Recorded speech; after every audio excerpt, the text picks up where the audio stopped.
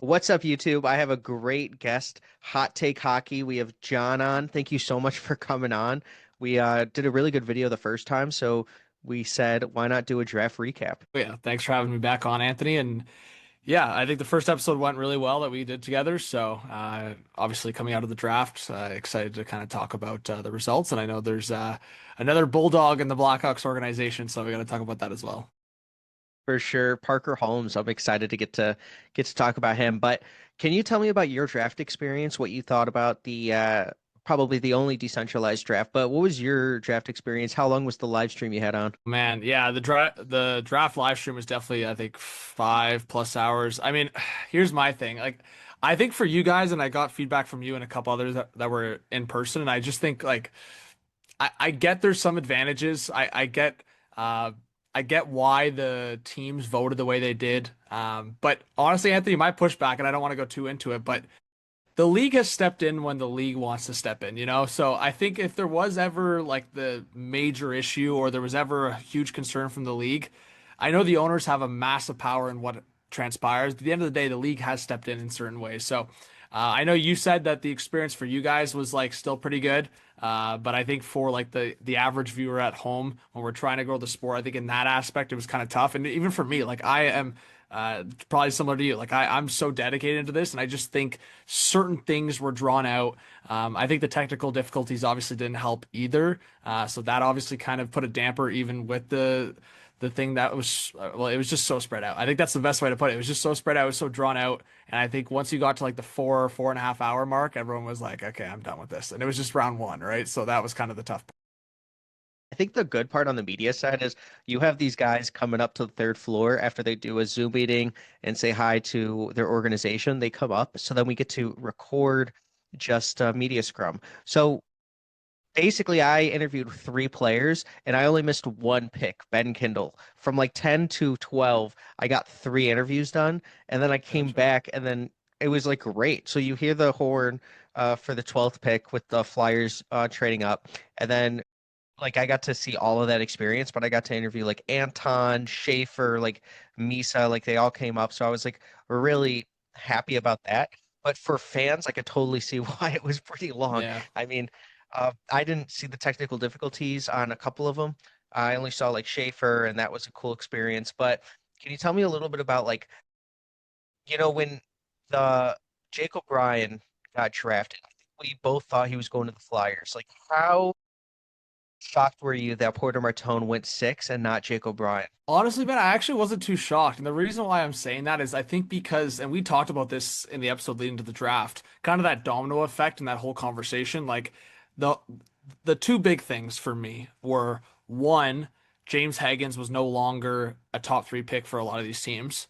And two, Brady Martin was all of a sudden a top five, top six, top seven potential player for a lot of teams. So what I think happened was a bit of a domino effect, right? Like I think Utah and Nashville were clearly high on Brady Martin. Of course, Utah went with the other guy they're high on, but I think that was kind of what transpired. And I think because of that, it actually benefited the Flyers and the Bruins in the end, which I don't think they expected. Like the Flyers getting Martone and the Bruins getting Higgins, I don't think they expected that at all at any point during the year. And that's why both those teams were probably targeting Jake O'Brien because they figured O'Brien would be the guy to select there.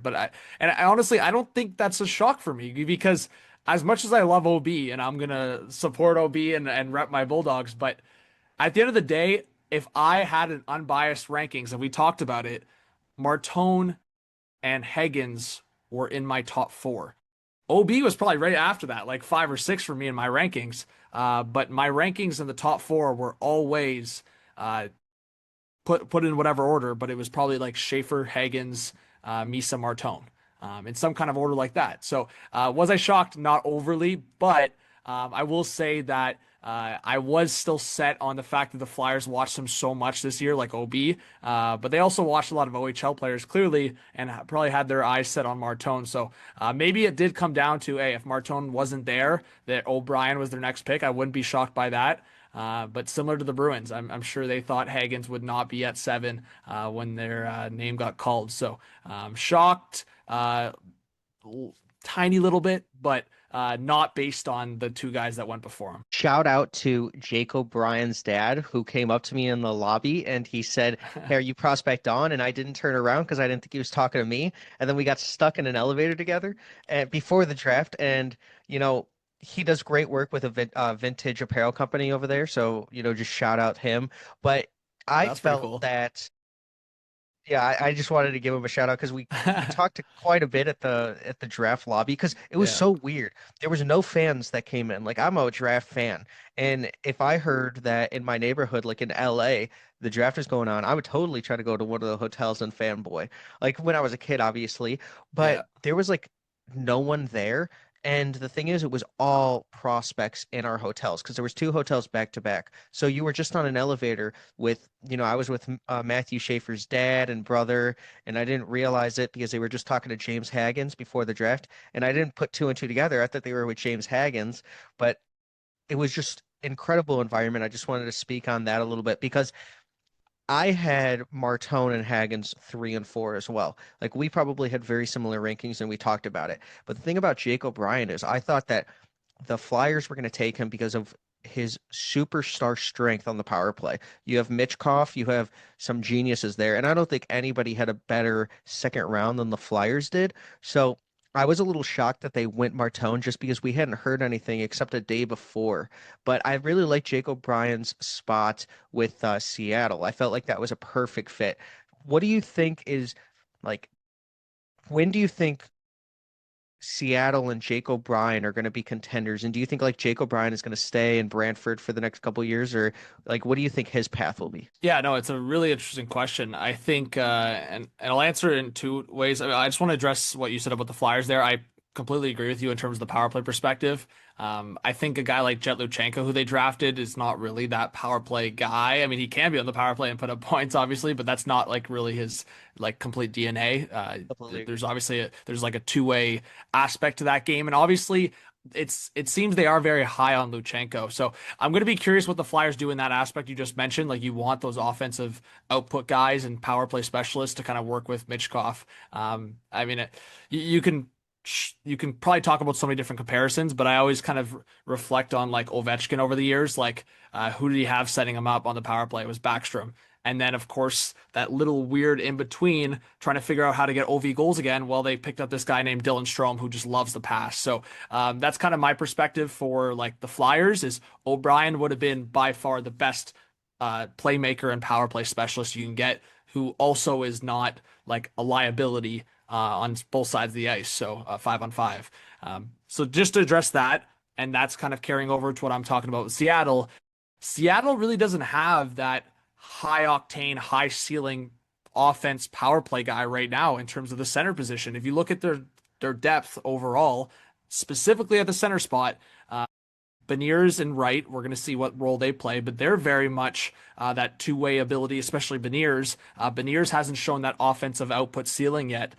So for O'Brien, maybe their perspective is, hey, we're going to figure out who's our 2C and 3C between Beniers and Wright.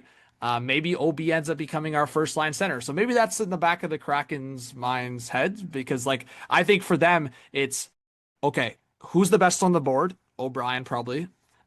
Who's going to be potentially that high offensive output player? That's O'Brien. I look at everyone else that went after that. You're getting different styles. There wasn't really anyone else left on the board that has that offensive ceiling that O'Brien has, in my opinion. Especially the IQ, the playmaking ability. So obviously the Kraken to really solidify your question there. I think they are a ways away because of that positioning, like that big question that they have right now. Like I know they were in on Jordan Kyrou for potentially a trade. They opted not to do that. Elliot Friedman kind of reported that that was that eighth overall pick that was kind of being tossed out there. So if they made that trade, no Jake O'Brien for the Seattle Kraken. So I agree with the pick in terms of the best on the board. I think Kraken fans are really concerned that they went center because they have so many of them. But I do think it was the best player on the board. That's not a bias. I think that like anyone that's watched this player over the year, you can tell that. And I look at a guy like Wyatt Johnson who kind of got overlooked a little bit, and in terms of that IQ, like sometimes don't overthink it. pick the best player on the board, pick the guy with the best IQ and the best hockey mind. And Jake O'Brien has all the tools and one of the best hockey minds in this draft. So I think that's the best way to put it for Seattle Kraken fans that are a little bit hesitant or maybe worried about this pick. Don't be worried. This is a guy that's going to be a guaranteed top six forward in the National Hockey League. It's just a matter of, is he going to be that high octane, 80, 90 point number one center? Or is it going to be a situation where, okay, maybe he's not as good as that, but still a great second line center. And then maybe you have to trade one of him, Beniers, or right down the line. But I think that's a good problem to have, right? Like center is the most important position. I think that's kind of where my mindset's at, Anthony. About like 3 weeks before the draft, I was texting Colin Ward, who does terrific work for the Brantford Bulldogs, and he was telling me that there was a chance that the Blackhawks could take him at 3. So I processed in my head why we would take him at 3, and I actually would have been excited to take somebody like Jake O'Brien at 3, just because of the production he had at the OHL level, and then he was so raw, and he was the best player on his team when Nick Larder scored 72 goals. So like he wasn't even on the same line, but it was the power play, and sometimes they play Yeah. together. But what it is, what it is. But like Jake O'Brien is so skilled that I think that Seattle fans should be screaming for the type of talent they have. So I really loved your answer there. Can you talk to me a little bit about who you think the biggest winners were of draft weekend? And you could also put Habs with the Dobson trade or whatever it is, but who do you think the biggest winners were? Yeah, Habs is a good shout. I've talked about it a lot on my channel, but I'll jump to maybe an obvious answer, but I know a lot of people are down on them because they didn't get their hometown boy, but it's the Islanders. Like I think again, talking about not overthinking it, they obviously got the first overall pick, but I'm looking past that first overall pick. The fact that they pulled Victor Eklund and Kashawn Aitchison to me is nuts. Like we were talking about that before, Anthony, as well, as like different type of players that you could pull from this draft.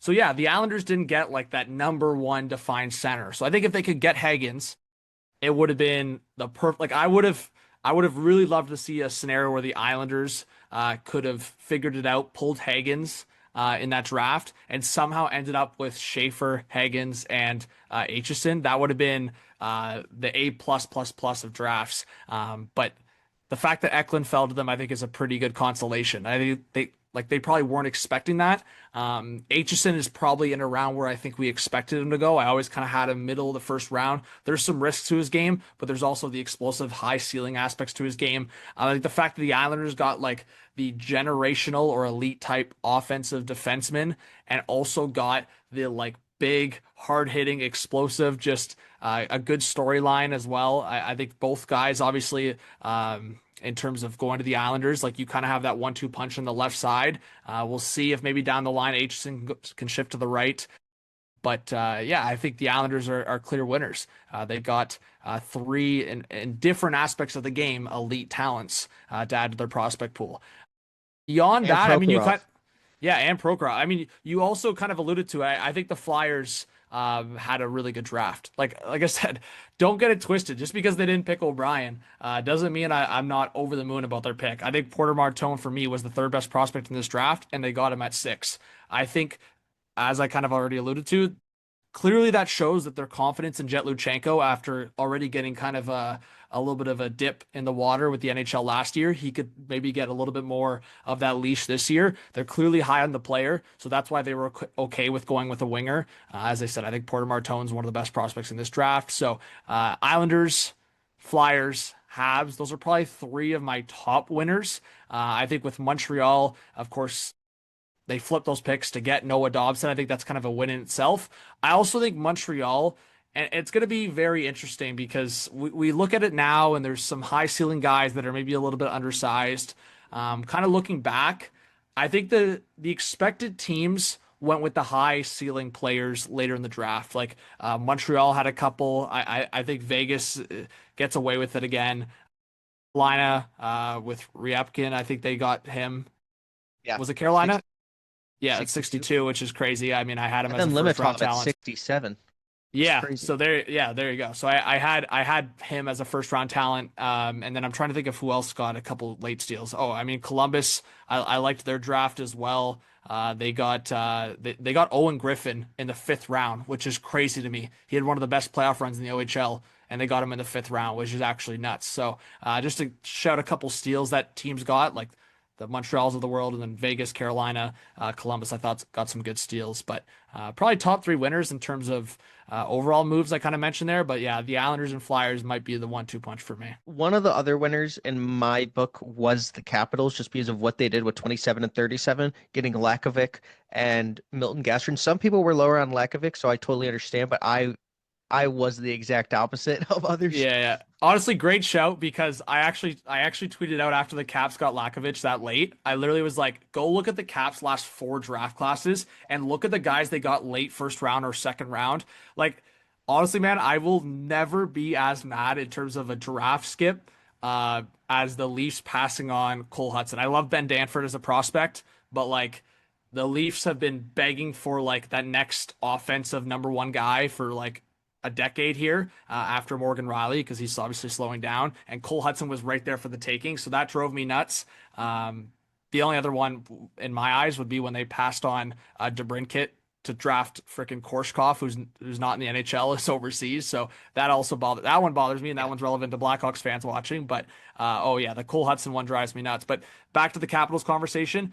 Good show. That was the only other team I forgot because I tweeted that out. I was like, I cannot believe the Caps have been kind of like competing, and I know they missed the playoffs there for a year or two, but Mhm. um, they're getting some steals late in the first and second round, man. Like I know I don't have to tell you that, but that Lakovic value is insane. Gashrin's also a good show, but yeah, some of these guys that they've been just plucking, like the Yeah. Protoss brothers, are obviously going to be elite and monsters on the ice, and then you just go down the list on all the other guys they've drafted in the second round plus. So the Caps are definitely in a good spot.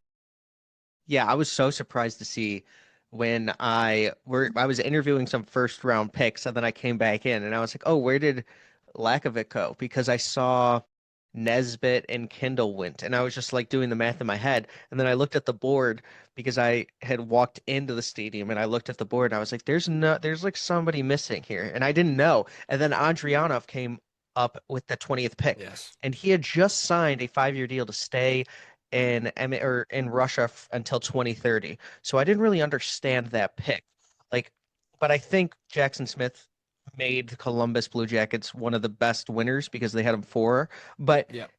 can you talk to me about like what you saw with the Andreyanov pick? Because I know Ravensburgen, Ivan Kovic, Frolov were all kind of ahead of him in public rankings, but then he signs a 2030 contract.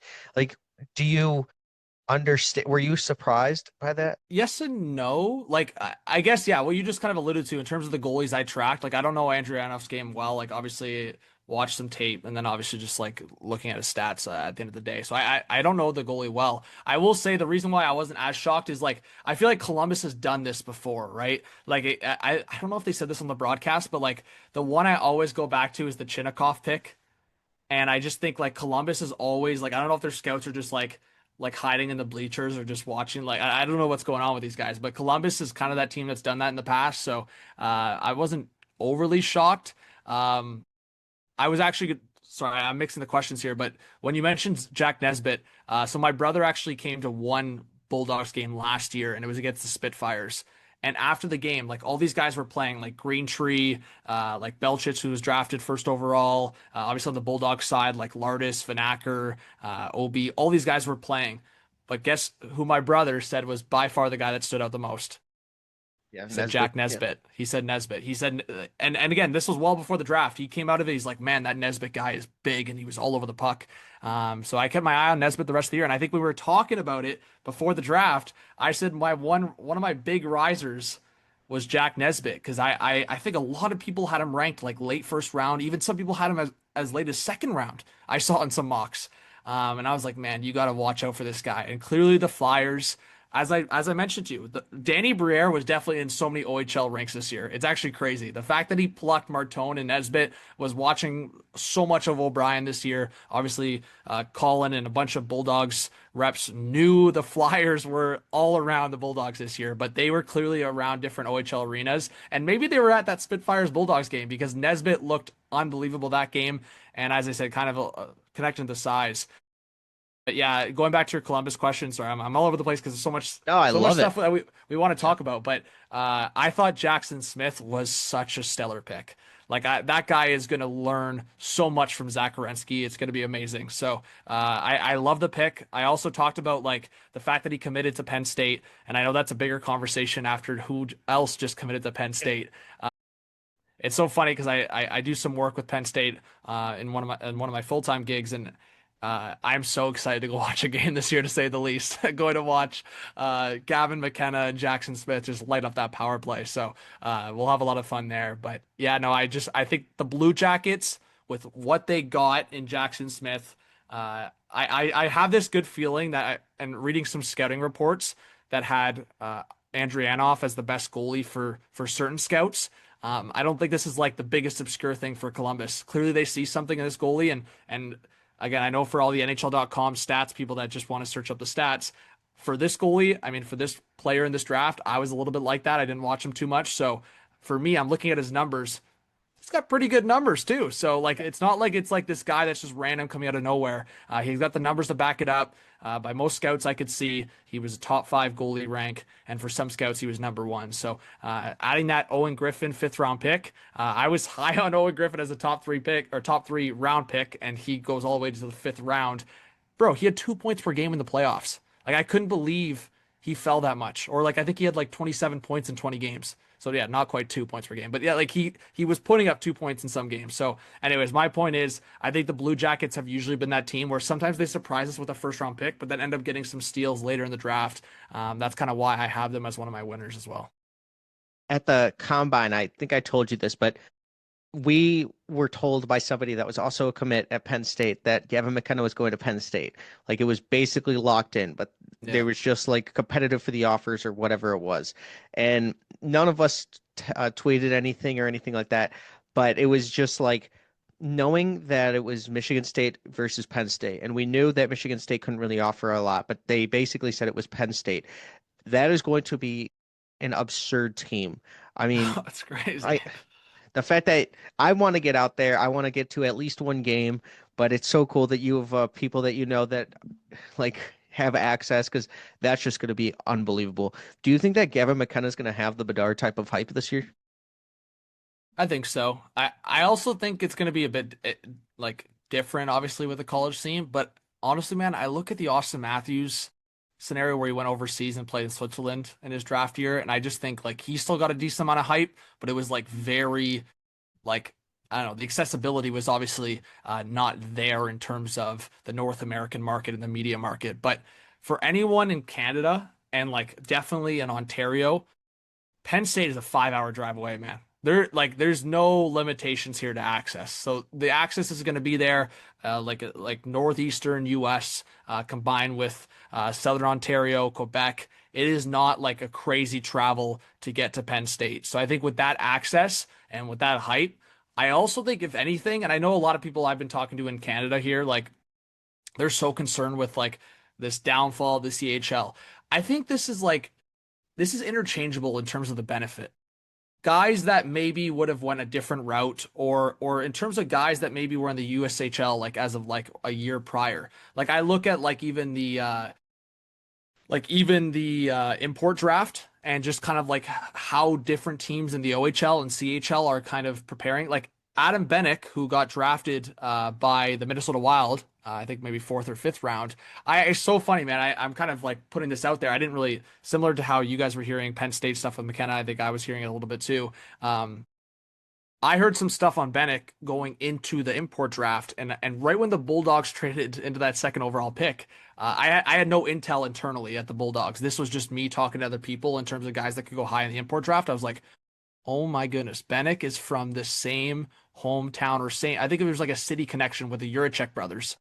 And oh, Adam Juracek just happens to play for the Bulldogs. And I'm like, there's no way the Bulldogs traded up in the import draft like that unless they had a guy. So, what I'm getting at is the CHL benefits in different ways with this new ruling. Guys that would have opted just to to go US leagues, now they might go, hey, the CHL and specifically maybe the OHL is better than the USHL or other leagues. So there's benefits to both. I think the nice thing of what the OHL might get is, and Manny Malhotra's son is also going to be on the Bulldogs, Caleb, and he may have gone somewhere else if not for these rules leading into his draft year. So I think the fact that the OHL is actually getting some looks into guys that are going into their draft year is also pretty cool, or a year behind their draft year. And then, of course, high profile guys like a Gavin McKenna, yeah, they might go to college, they might go to NCAA, but I think it's going to still give an opportunity for that interchangeable aspect. So for me, I think he's still going to have that hype. I still think the accessibility is there. And sorry, I went into the long winds of this question here, but I do think that it's going to grow the sport. I think that, like Anthony, that's what we're trying to do, right? Like, I think we're trying to have the best coverage. We're trying to grow the sport. We're trying to reach new audiences. These are the things that it's going to, I would say, achieve. The one thing that I've heard some people and talked to some people about, the concern is it should be a prioritizing, like, how am I trying to word this? Like, the priority should be developing these players and focusing on the growth going into the National Hockey League versus, of course, so many people talk about betting, but also now money being involved for the NCAA. Like, I think it was what, 700,000 Mhm. tagged next to McKenna. So like, that stuff is concerning for some people. To me, let the kids make their bag. I know it shouldn't be a concern. I'm also saying this knowing a lot of Leaf fans who are so irritated that Mitch Marner had his negotiations the way he did, and money became a bigger thing than the sport and the team itself. But honestly, man, I'm so much about get your bag, Yeah. go to the market, and you know what? As I said, the college scene, we see how it has been for basketball and football. Why not hockey utilize that and reach newer markets? Yeah, NIL is not bad at all. I mean, it's kind of it's serious money, but it's not a lot of money when you compare it to some of the other sports. Like Archie Manning, I think got Yeah. 7 million. Drake May got offered 5 million back in 2022, Yeah, I'm pretty 2023 sure season. Alabama for their football, it was like a combined $1 billion. Yeah, Like, yeah. we're nowhere Seven, close to those two other sports. dude, if I was on a college board and you said that I can get McKenna for 1 million, I'm screaming to do it. I mean, like I don't think 700,000's a lot. I know for hockey it's almost the 925 which Schaefer's getting, but like you got to understand this is building your program. Like Yeah, getting a guy like McKenna in-house, like imagine Bedard was in the NCAA level. I know the hype was a little lower for Celebrini. I mean, because even though he was putting up absurd numbers in the yeah, NCAA, it wasn't like the WHL where he could put up 100, 150 points. So it's not as highlight worthy. But you saw what it did for Celebrini. He was more NHL ready. He had that B game for better sure. off. So I really like that answer. I was going to ask you about NIL and how that was affecting the sport, but you actually answered that. So that's awesome because, like, I do feel that it's good for these guys to start making money too, because it also shows like when you make money at a younger age, you're not going to like it's easier than getting your first bag in the NHL and then, kind of falling It's a off bit a of little a bit. yeah, it's a bit of a transition period. It also prepares these guys to start thinking about that stuff. I understand people's concern about like that maybe shouldn't be the priority when you're 17, 18 years old. I get that. But I'm very much with you. And that comment that you made about the Celebrini versus Bedard, I think that's a real argument. Like, Bedard was just dominating guys in the CHL and the WHL specifically. Obviously, once it gets to the playoffs and Memorial Cup, you can only carry so much. But I think that was like the perspective. Maybe if Bedard's playing against more mature, let's call them men, then I think that would be maybe a more benefiting factor for him stepping into Chicago. Because I think we've seen some of that stuff with Bedard, where maybe had he played 1 year of NCAA, the maturity aspect, obviously the skill and the IQ is above most. But I think that aspect is sometimes forgotten about in terms of the maturity. Yeah, I completely agree. I really like that point. Like it does show when you're playing against 22 to 25-year-olds. And I think that's why Hagen's kind of like had a tougher season for his draft year, even though I don't think he should have. But I want to talk a little bit about the Blackhawks with their 3 first-round picks. You have somebody from the SHL and Anton Frandell going third, and then 2 USHL players and one from Fargo at 29, Mason West, who plays football, and then Vaslav Nestrasil at 25 who played for Muskegon Lumberjacks and now is going to the NCAA at UMass. So can you talk to me about what their draft was and also Parker Holmes and Nathan Bem? But can you talk to me about our first or their first 3 first rounders? Yeah, so well the Mason West one I think is such like a Kyle Davidson pick. I think like a lot of people would look at that pick and see the risk tag to it. But I think what he's looking at is like is the raw potential. Like you're talking about a multi-sport athlete. You're talking about a guy that clearly has a high IQ from being a quarterback, and I just think when you're looking at the Blackhawks too as an organization, like when we're talking about Connor Bedard, and I just want to pull up like his stats quickly in terms Mason West, but I look at the Blackhawks too, and I just think they have now almost like a little bit of everything, right? Like after the Spencer Knight trade last year, you look at the defense group that they're building.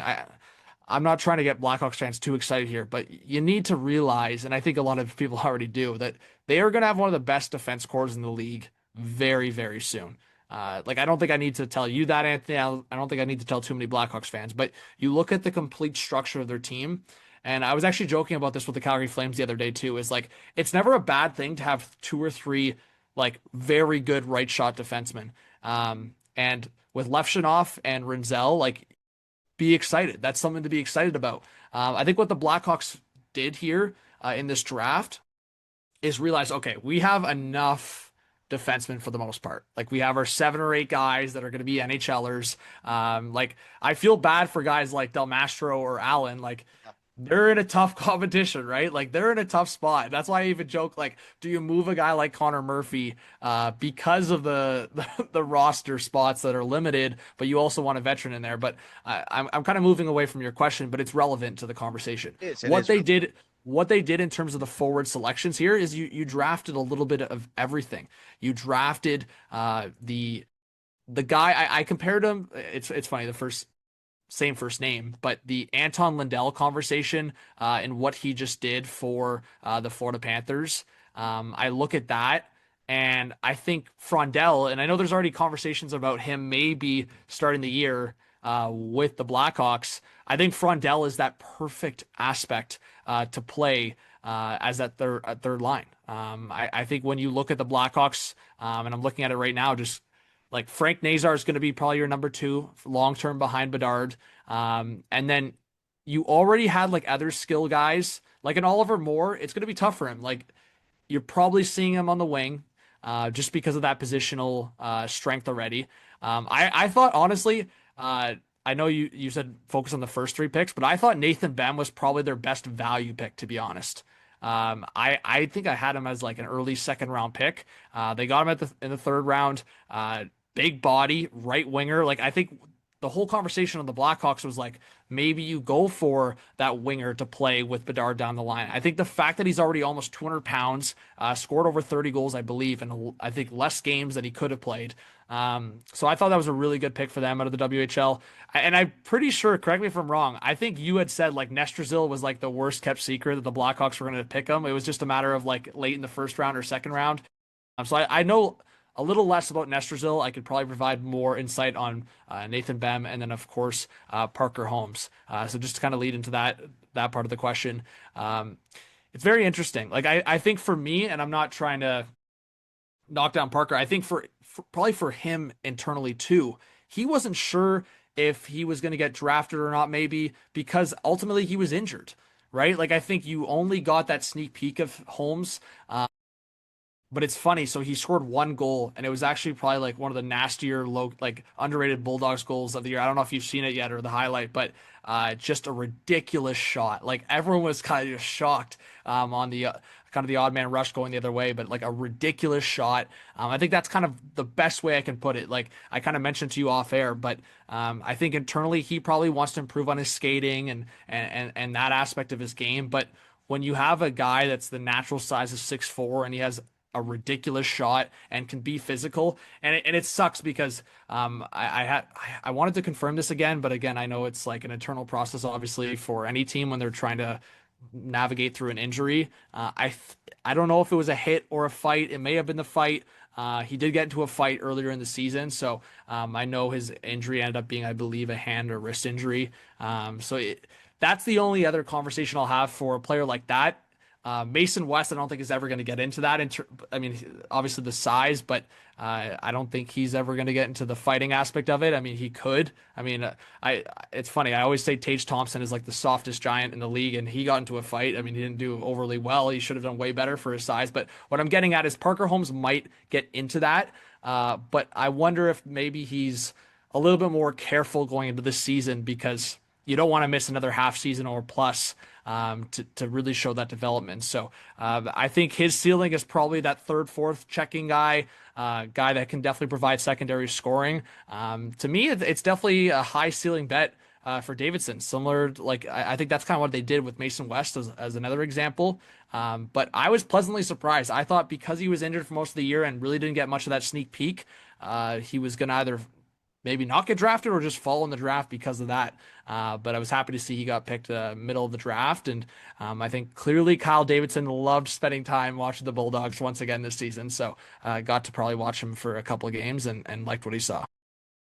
Mason West's comp was actually Tage Thompson at the draft, so I like that you threw that in there. Yeah. Yeah. And and if there's an injured draft eligible lumberjack, just know he's gonna be. I mean, draft eligible bulldog, just know he's gonna be on Yeah. the Blackhawks because Merrick Vanacker and then Parker Holmes.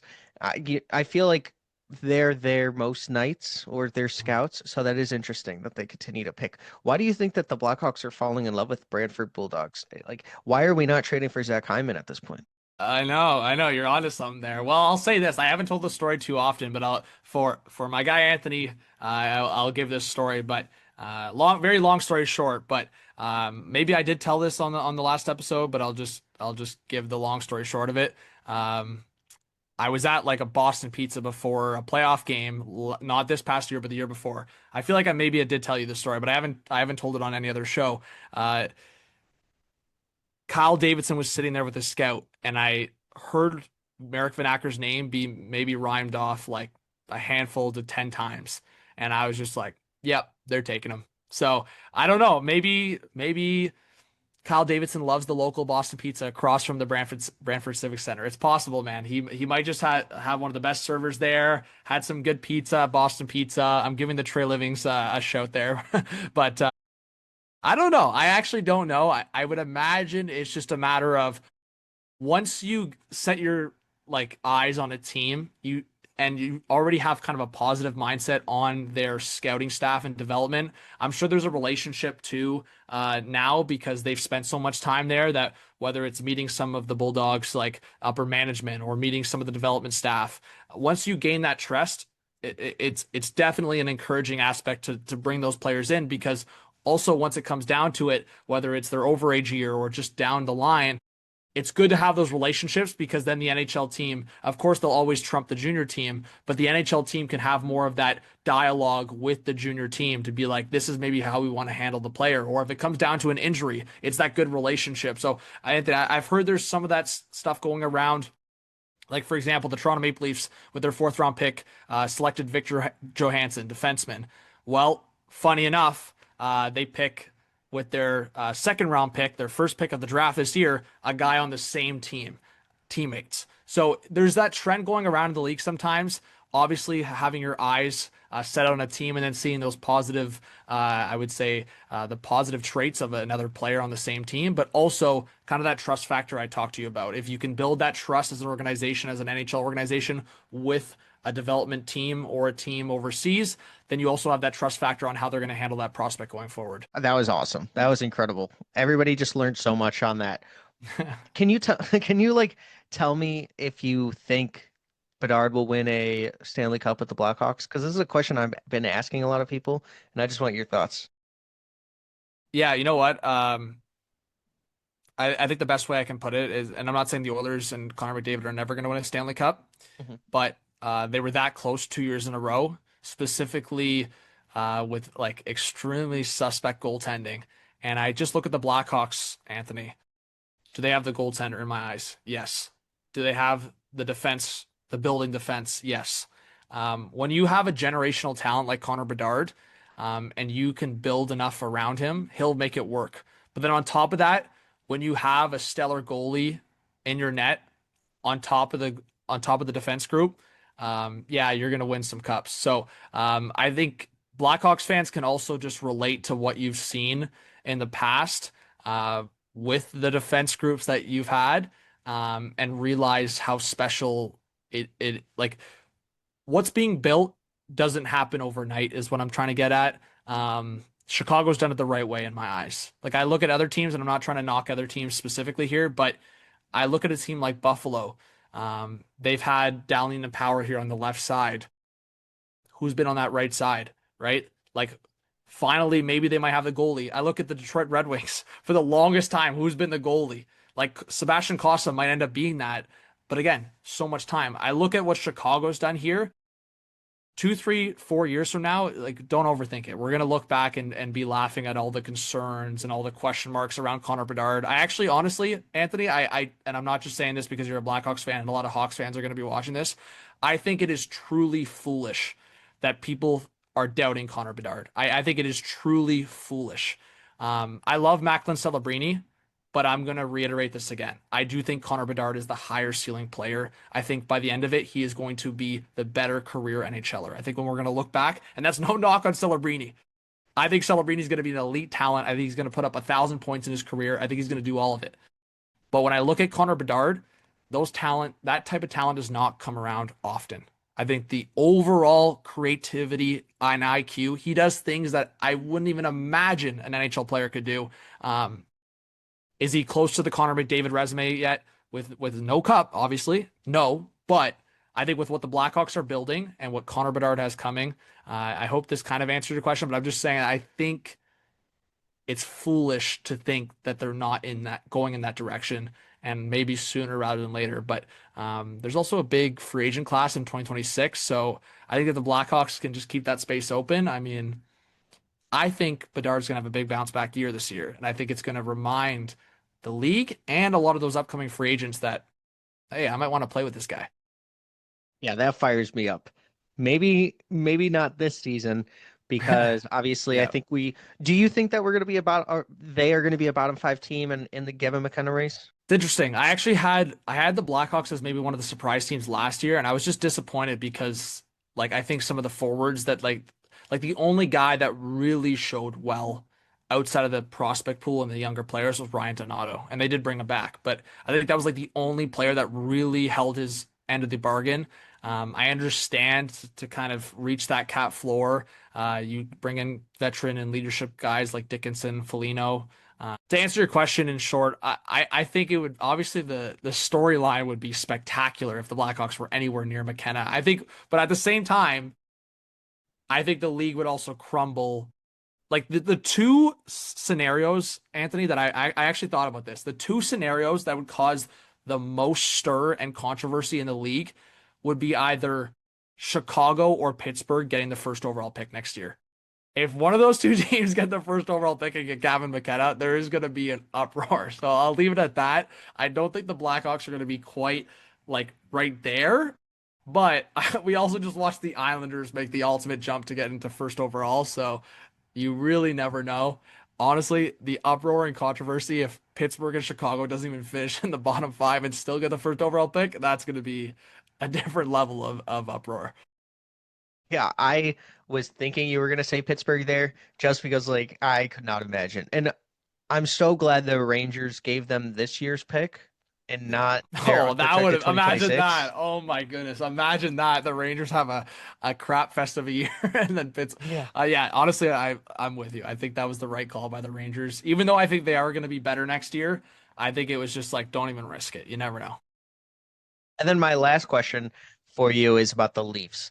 Like, what do you think with Marner leaving, and do you see them in the Stanley Cup race because it was an addition by subtraction, and you also filled out your team a little bit more?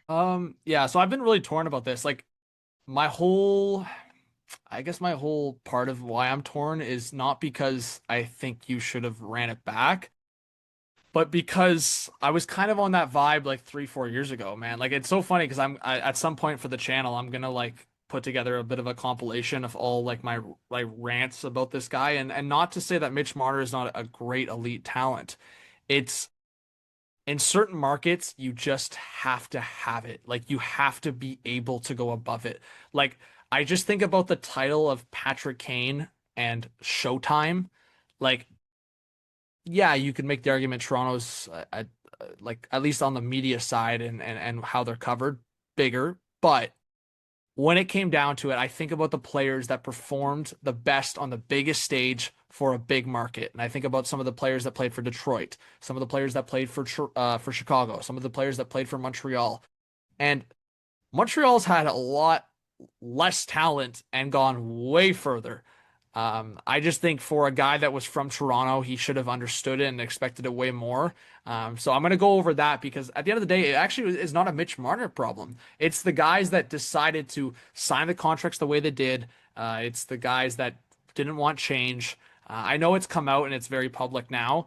But yeah, I was really frustrated 2 years ago when Kyle Dubas was finally ready to move on from Mitch Marner, one of the core players, and Brendan Shanahan said, "Nah, you're out. That's not happening." And that's the problem too. I think it's great to have good human beings running your organization, but when it comes down to it, some of the most successful organizations in recent memory are able to, yes, value the personal relationships and have loyalty towards some of their players, but also with an understanding that business trumps those relationships when it comes to championships and success. I look at some of the players over the years that the Blackhawks had to move on from and trade, agree or disagree with it, they were business decisions. I look at Vegas, agree or disagree with it, whether it was the dumping Marc-Andre Fleury or some of the stuff that Vegas did, agree or disagree with it, it led them to a Stanley Cup. So what I'm getting at is, am I okay with the direction the Leafs are going with finally? Yes, because you can't do anything differently. Uh, I'm frustrated because it should have been a decision that was made 2, 3 years ago before his no movement clause was kicked in, and when you would have got a dumb amount of value back for a guy that even 2, 3 years ago was putting up 80, 90 points, and was seen as one of the more elite two-way wingers in the league. They would have got a lot of value back, man. Like it's as simple as that. So I was saying that so much back then. It's frustrating to look now. My one thing that I'm very curious about is Trey Living's kind of been dealt a hand a couple times about like making a move in the offseason, obviously in a different sense when Matthew Tkachuk requested a trade and he had to kind of deal with that. I still stand by what I said back then. His hands were tied, and this was well before Trey Living was tied to the Leafs, so it's not biased. This was my take then, and I stand by it. He did a spectacular job with what he was dealt with. Like, sure, we could make a big argument about he should have just not signed Johnny Huberdeau. We could make that argument all day, every day. And we could have said, hey, maybe he should have just flipped Huberdeau in another trade and got assets there. But getting Mackenzie Weegar and a first on top of Huberdeau for a guy that literally announced to the world he wants out, like, it is good value. A lot of people today that I've talked to would value Mackenzie Weegar as a top 25 defenseman in the National Hockey League. So yeah, Matthew Tkachuk went to Florida, won back-to-back cups, all that stuff. So what I'm getting at is I do think Trey Living is going to have a big trade up his sleeve this offseason. I think Leaf fans might even be surprised by it. I don't know if I've talked about the player. I do think he's working every angle. I would not be surprised in the last week he's talked to every single NHL team. So something is going to happen. It's going to be significant. I would just say to Leaf fans, we're just going to have to wait and see. But there will be a move. I'm pretty confident in that. I love that foreshadowing. It's going to be three firsts for Lucas Reichel. You heard it here first. There you go, Blackhawks fans. Let's Yeah. go. Maybe Tyler Bertuzzi returned to Toronto. That would be fun. Oh I yeah. actually wouldn't mind that because I think Blackhawks fans expected a little bit more from what I've heard and seen. I also think that in terms of transitioning for Chicago, Bertuzzi's kind of that transition player for them, a little bit of a bite. Um, Hey, I'll say this, man. Let's throw a couple assets at you guys. You guys bring back legendary fourth line center David Kampf, and we'll bring back Tyler Bertuzzi. Wow. What a name. I haven't heard that in a while. For a throwback to what you were talking about with Mitch Marner, you said that you want players that succeed in the playoffs. Patrick Kane was 21 years old when he scored that overtime game winner for the Stanley Cup. 21. I can't imagine when if I was 21 that just potted the game-winning goal of overtime. And then also teams that perform really well, like Bill Zito did with the Panthers. How did he sign all of those players for like around 20 million? With Marchand, you had Ekblad, and like I can't remember the other one, but there were like three players. Bennett. Bennett. Yeah. Oh my God. Yeah. Yeah. How could I forget Bennett? Like that. Like Brady Martin's player comparison at the combine. So, and he won Oh, Conn Smythe. genius marketing tactic, but Yeah. I respect it. And frankly, that's why Barry Trotz couldn't resist. It's as simple as that. I saw Barry So, Trotz at the combine, and he just had like this dead stare at the lobby. He was like, no one comes to me. I think he was staring straight at Martin, and I didn't even realize. But there you go. yeah, so I just want to say that I really appreciate you coming on. I'm gonna link all of your stuff in the description, but now is your Tom Like a Hot Ones video, like I always do. Like cameras here, here, and here. Tell everybody what you're working on and where they can find you. Yeah, no, thank you, Anthony. Yeah, I appreciate it big time. And again, a bit of a chaotic day coming into this video. I'm so happy always to, I mean, honestly, I've had a great experience recording with you on these couple episodes. So feel free to reach back. I would love to have you on my channel as well. But yeah, I think you have a good platform to kind of give different people a voice. So I appreciate that because I think when you asked these questions and we started throwing thoughts at each other, it's like I just wanted to talk about like three, four, five different things in the same question. So I apologize for that, but I also think it's good for conversation. Yeah, just in terms of the channel coming up. Going to do some more ranking stuff, probably some power ranking stuff going to the new season. As I mentioned, there's probably going to be an entertaining video in terms of a look back video, but to remind people how much frustration I had over 5 years, over a couple big players in Toronto, one now that's of course left. So there's going to be a compilation video of those reactions and looking back to say, hey, I mean, I kind of was on that vibe going back to that after that Montreal series in 2021. Beyond that, doing some more off-season interviews again. So I'm not going to spoil it for you, Anthony, but keep an eye. There's a certain player connected to the Blackhawks organization we may or may not have talked about today that I may be having on the channel very soon. So keep an eye on that. But yeah, like just I'm hoping to get more, whether it's current or former NHLers, some prospects, some people in the media world back on this offseason. Because I did that like a couple off seasons ago, maybe even last off season, but just stuff gets so busy. So it's hard to keep that schedule going. And even coming on here, I appreciate your patience because my schedule sometimes turns like by the hour and I'm just like, I got to just roll with it. But no, very thankful to be on here. And if you guys haven't subscribed to this channel yet, Anthony's doing a great job. Road to 10K, road to 5K. Where's the goal? Million. 10 No, million. I'm kidding. Boom, to the moon. Let's see it. But thanks, man. I No, appreciate it.